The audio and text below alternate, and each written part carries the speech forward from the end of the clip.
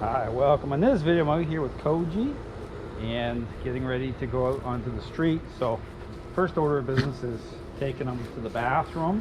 So you want to get that out of the way first because there he goes. Good boy. Because when you have a dog out in the street, you don't want them marking. Okay, you don't want them expressing, marking. It's good. It's a control issue. This is all about relationship. So their head needs to be up, and they need to be right beside you during the walk. So this is the first order of business. Is letting him do his business. Now let's see if he needs to do number 2 here or not. Yeah, I want to make sure to see again how I'm doing the bathroom here in a circle on the leash. I'm nudging a little bit at times right here. I don't want him to overinvest, so any sort of licking or deep sniffing, I'm going to nudge him out of that. Just get him, same thing, just get him going in a pattern here.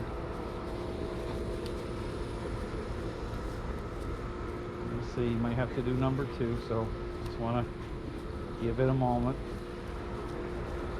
kind of anticipate that. There we go. So he's doing number 2, which is good. That way he's done his full business here. But you notice here, same thing, just like it's all about getting into a kind of a rhythm. As soon as he's done his business, as soon as I bring him right into my side here and start to take control right away, keeping his head up. Notice how he's looking at me. Doesn't have to be looking in my eyes, but same thing. And so the choke chain helps to, helps me better message him. Same thing. So we're gonna exit here up to the street. It's the first time we've been out. This is like a more of a distraction exercise. So we're gonna stick to the driveway area here at first and not go so far. Okay, so I'm tapping a little bit. So this is just about starting to get him, dialed in. Notice he wants to swivel his head. See, I'm tapping. So I'm outside with him here, and I'm just going to take my time. I'm going to stay on the grass here because, again, I suspect the pavement is fairly high here. So we're going to stay on the grass area here for this little exercise. Vehicle going by, notice I'm just tapping a little bit. This is like a de-stressing exercise here. I'm going to move a little bit here at times. I'll walk a little bit. That, inwardness, that choking type of response, understand that's the mind pulling in. It's not, it's physiological, so you look at, responses from dogs holding a lot of control. You'll see that. Now, it doesn't mean that you don't assess, your collar, but understand that that's a physiological issue more often than not. Okay, because again, this is about, because right here I'm just stationary. See, I'm putting a little bit, so he's anticipating at a high level. He's a high drive dog. Him being a German Shepherd, I can tell he's definitely up on that 5 percentile. When I say 5 percentile, it means his need levels are very high, so you got to be really sharp. He's like police dog caliber. It could have potential to be a police dog for sure. Got a high level of drive, high level of social need. See that? So there's a good example. See that type of response? Barely did anything. Just a little nudge. It's just the issue about control, relationship. It's like a selfish child making themselves throw up. Okay, it's the same type of thing.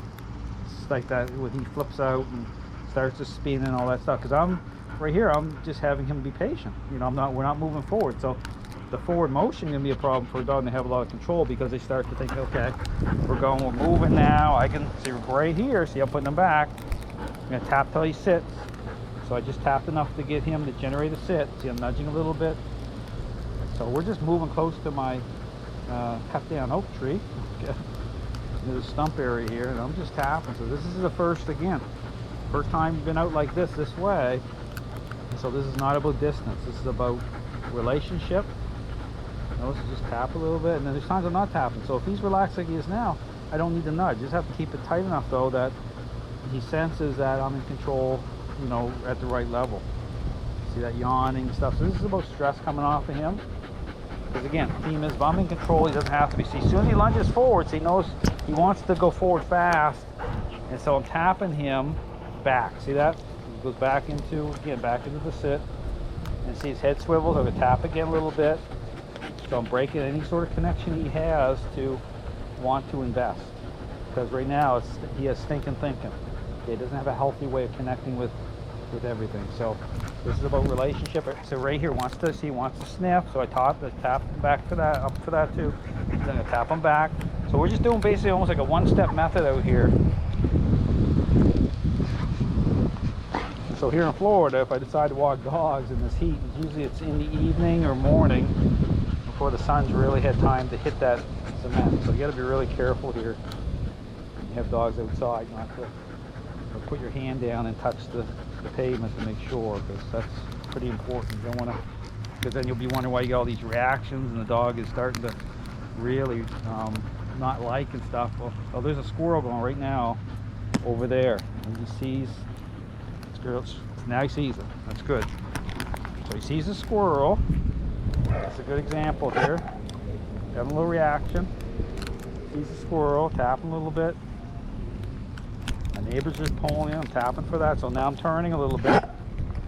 Yeah, he's having a reaction here, tapping, because I'm on it. Okay, I'm not waiting for him to invest. So see right here, now he's going to have more of a reaction. He wants to turn towards the human. I'm not letting it happen. See that? So this has turned into its own little exercise. Kids are over there, so it's really not liking what I'm doing right now.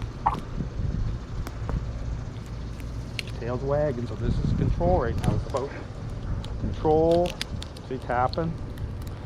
So you can tell he's very much used to gaining access. That's a problem. Gotta shut this down. See, I'm turning opposite. Having a big, kind of another little child temper tantrum. Having a big fit here. Neighbor showing up. So this shows you the level of control that he is gaining in the relationship a lot. This is why I said we're not moving here. We're just staying stationary. You can see my neighbor's over here. I'll pivot here for the moment. Got to focus on him big time, but you see them over there. They got the little kids. So this is a big temptation for him. He really wants to get turned around and be able to see what's going on. I'm preventing it. So this is the type of exercise that needs to happen with him. So again, this is going to be a big focus. Again, moving into this process, you can kind of see this in him. He's really a high level, high caliber dog. Already has unhealthy thinking. So we're going to kind of rebuild some bridges here for sure during these 2 weeks. So now he's relaxed. Okay, so he had his little baby fit a couple times, and see, now he's going to go again a little bit. Right, he hears voices. Let's see, I'll break. See, I'm proactive. See, I'm breaking. That's his mind pulling in. So yeah, he's going to have a high reaction here to this stuff.